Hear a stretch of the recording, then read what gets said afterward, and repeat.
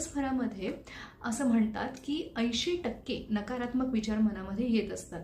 पण हे 80% विचार, नकारात्मक विचार आपल्याला समजत नाहीत किंवा आपण त्या विचारांमध्ये इतके गुंतलेलो असतो आणि एकीकडे काम चालू असतं, एकीकडे विचार चालू असतात, बॅक ऑफ द माइंड म्हणा किंवा सुप्त मनामध्ये म्हणा.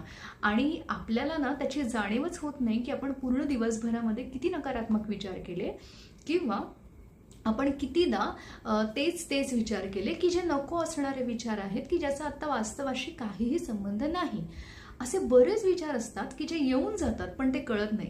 कळतं काय की मी उदास आहे, मी दुःखी आहे, मी एकटा आहे किंवा मला या जगात कोणीच नाही आहे किंवा लोक माझ्यावरती कसा अन्याय करतायत आणि मला किती राग येतोय, माझी किती चिडचिड होतीये किंवा मला किती थकवा येतोय आणि ह्या सगळ्याला मी किती वैतागलेलो आहे.